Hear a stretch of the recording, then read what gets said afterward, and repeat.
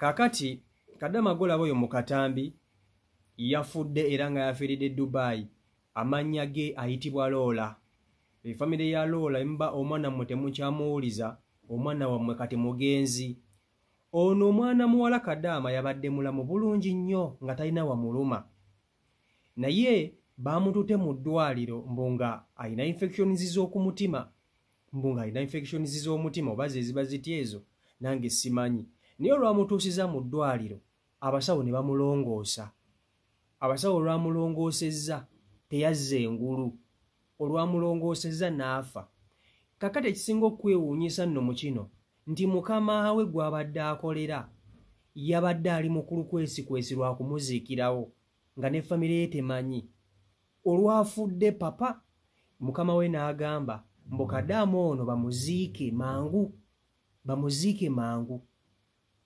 Owansonga lwaki yabadde ayagala kumuziika mangu teri amanyi. Oba bwe bamutute mu ddwaliro omutima gwe ne bagugyamu teri amanyi naye nga yabadde mulamu. Mwana muwala ono ku intaneti abasinga bamumanyi era abadde akolanga nnyo vidiyo ezizzaamu bakadama banne amaanyi n'okubika bakadama banne ababafunye obuzibu oba ababa bafiiridde ku byeyo. Abadde amanyikiddwa naye kati ate essaawa zino ye mugenzi. Abadde akola naye nga akola ava mu eno gy'asula ng'agenda okukolebwa mukama we kugamba abadde wadde nga si wa kisulo mba munsobola okunfuna nti ogendayo bugenzi n'okolebwa mukama we n'okola emirimu gye obudde we butuuka tosulayo n'okumawe newo gy'osula. Abadde Dubai eyo. Banne abamu badde okumpi oba mikwano gye ababadde naye ku lusegererwe bagambe Lola tabadde mulwadde, tabadde na wantu wamuluma wonna era nabo okufa kwe kubakubye wala kubakubye enkyukwe. Kyokka n'ekisinza okubatiisa nti booswe gw'abadde akolera abadde ayagala kukola lukujjukujju bamuziike mu lukwesikwesi nga tebategedde. So famire ya Lola yonna gye muli kikoko nga kireka. Famire ya Lola yonna gye muli omwana wammwe mufu, omwana wammwe mugenzi. So banne bali mukola kisoboka kyonna okulaba nti omulambo gwe bagukomyewo wano e Uganda.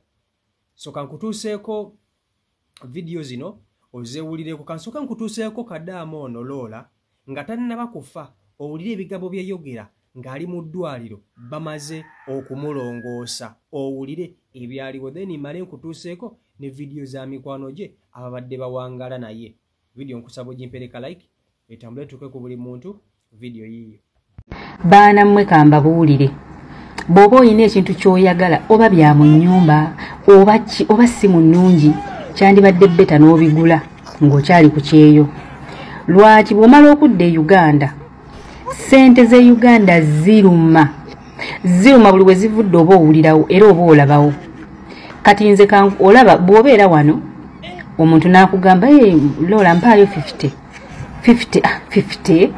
emitwalo 5 mu ze Uganda 50 okwata 50 n'ozimuwa toziwulira nnyo naye bro beera ekyaddondo emitwalo 5 naye gwe manyi kye bayita emitwalo 5 egy'e Uganda. Oyagala okukwata ku ssimu ennungi emalayo oyagala okugula fanicha omulungi bikole ng'okyali ku kyerwa nsonga wano okyalina opportunity zaawo naye okudde Uganda olina kusooka kupanga bulamu obanga atandika so baddiya ekyo nakyo kitubeeremu. Nange gyendi eyo banongoosezza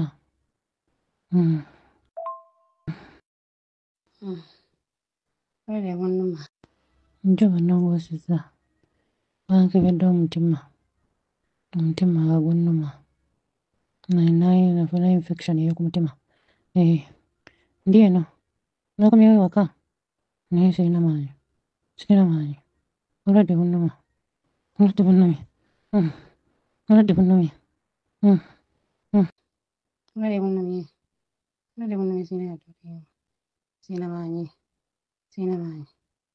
bunnumye nnyo buno. Nze nanjayana buyayanyi njayana nitekedde iyo byonna nsobola ntambula nerinzireno obulwadde bunnuma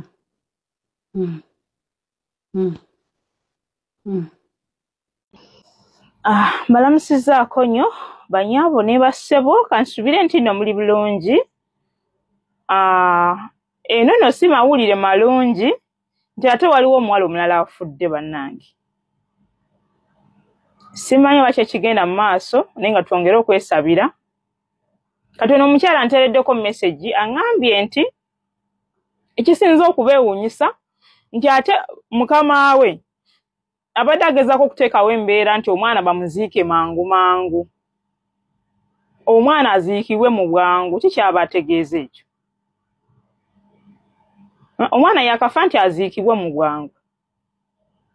So, bannange simanyi sirina na kyakwogera naye ng'embeera bwetyo bweyimiridde nti omwana yabaddeko ne ku Lwokuna nga ali ku live kubanga bangi abamumanyi ku TikTok. Kati leero lwa mukaaga naye ku Lwokuna yaliko ku live. Naye nga abaana bangi abazze nga bafiira mu bintu ebitategeerekeka. Waliwo n'omwana Brian omulenzi yafa n'atuuka n'okuziikibwa nga famire ye temanyi. Ensonga ezo mbadde nziriko naye nga tezinnaggwa, bikyali biwanvumu.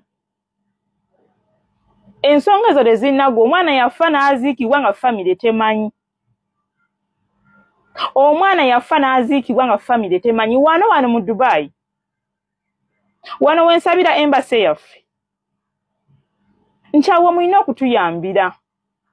Omwana bw'aba afudde lwaki wano boss ateekawo embeera y'okumuziika nga famire tekkiriza. Yokwagala okumuziika nga famire tekkiriza. Ye lwaki omwana aziikibwa nga famire tekkiriza. Nga ne embassy yaffe nga tekkiriza lwaki omwana aba aziikibwa. Wano we mulina okutuyambira oba gavumenti yalina otuyamba nga yalina otuyamba banaye mu nsonga nga zino. Mututeerewo abantu abanaatuyamba. Mbadde n'abaana wano balina stories zaabwe. Babadde balina gye bali nga babasibira mu kiyumba okumala emyezi 3. Poliisi ye yabanunulayo. Poliisi ye yabanunulayo. Emyezi 3 nga balina gye bali babasibirayo. So, gavumenti yaffe oba embassy zezina ensonga ze mulina okutuyamba. Ku Munnayuganda nti bw'afuna ekizibu wano w'alina okuddukira ate n'ayambibwa. Kubanga mulimu ensonga nga z'amaanyi nga twetaaga obuyambi bwammwe nga gavumenti oba embassy. Mubeere bulungi. Seyejusa Dubai. Ono muwala afudde Rola.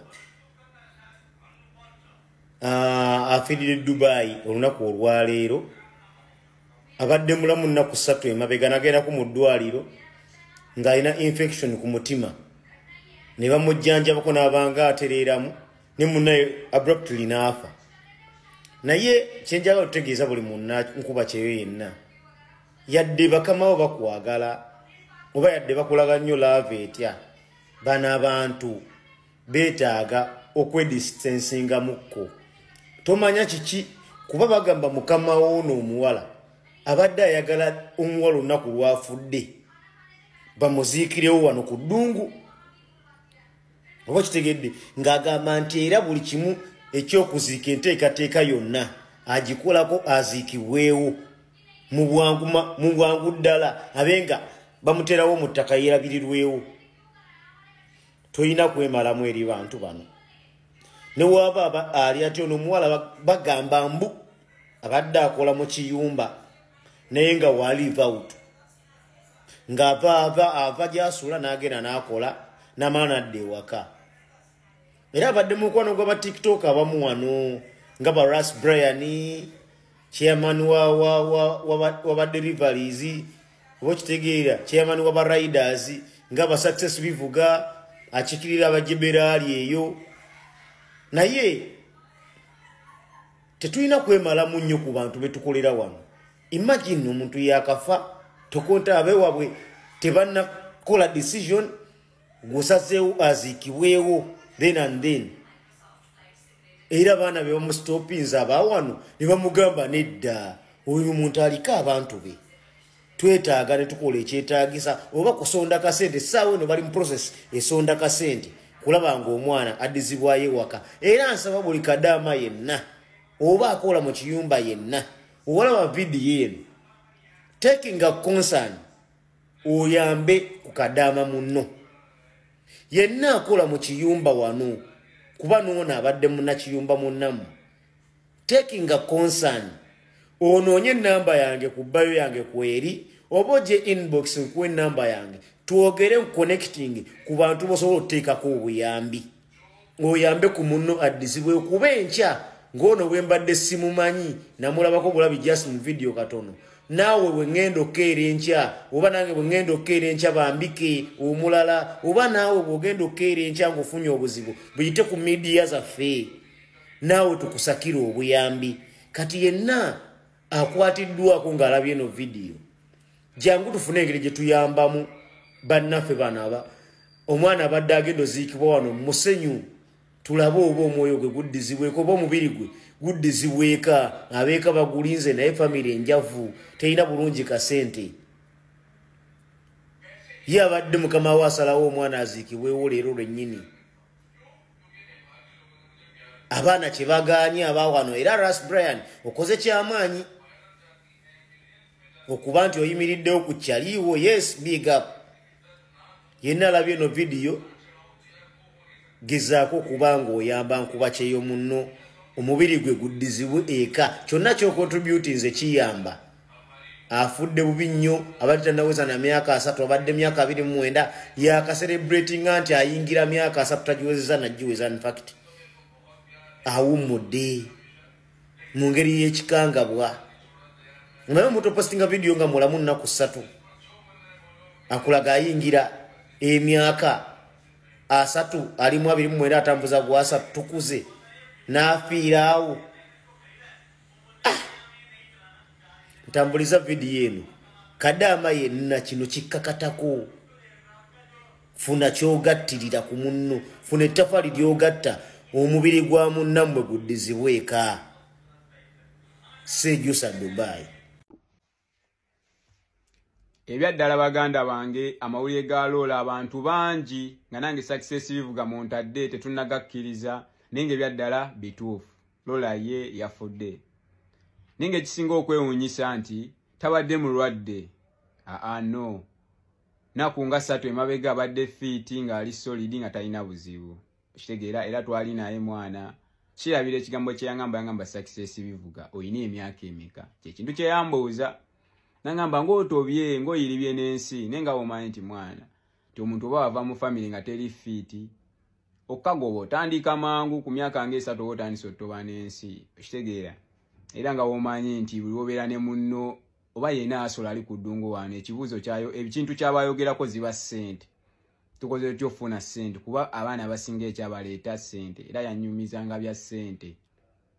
Kitegeera nsuubira mwala video ya trending ennyo nange first time yange yasooka omulaba ng'avaayo n'agamba muntagingire success bivuga musharinge video eno etuuke ku success bivuga ng'era abuuza mu abaana b'ejjebe tosobola success bivuga tasobola tufunyayo mirimu gya construction kubanga akimanyi bulungi nti ejjebe ali abaana abasinga bakola ki bali mu construction. Video ya trending nnyo nenga mwana ekisinga oluma nti naye ate abadde yakabika munne mu nnaku 3 Walfadan Martha kali Martha yafadda naye nti abadde yakamubika ng'ayogera ku bya Martha abadde mukazi mulungi talina buzibu. Okitegeera ng'ate ne information gyawa ina kyegatta ku muna Uganda.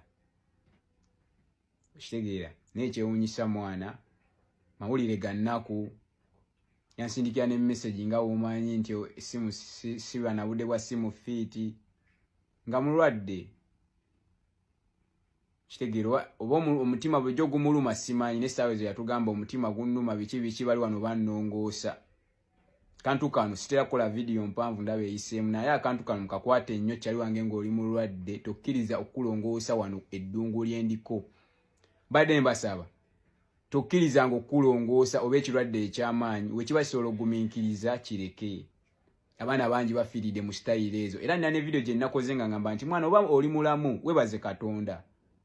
Nga nze video sizikola nga sina kwenjijje nalaba ekyali wange alikuzi ngene nga bamulongooseza naye nga wa yeero 5 nti mwana nti eno n'abasawo bakozi ba sente sitakola video mpanvu naye mwana kulwakyaliwe n'abasawo bakozi ba sente nagenda mu ddwaliro nga ndi mulwadde nenga omusawo ali ku bantu nga 15 ali kugwa ekitegeeza chances z'okufa nnyingi oyobeza okufuna obuzibu eno abasajja bakozi ba sente oba mulwadde wogenda okukula erinnyo owakyaliwe bamutunze butunzi bwe bati nampiso kale kwegamba bakola ebintu ebitategera oba mulwadde ninga ekirwadde si kyamaanyi mbadde nsaba tokkiriza okukulongoosa message genzemu owulira nti yafudde nenga ku lwa Uganda n'ensi yange mwana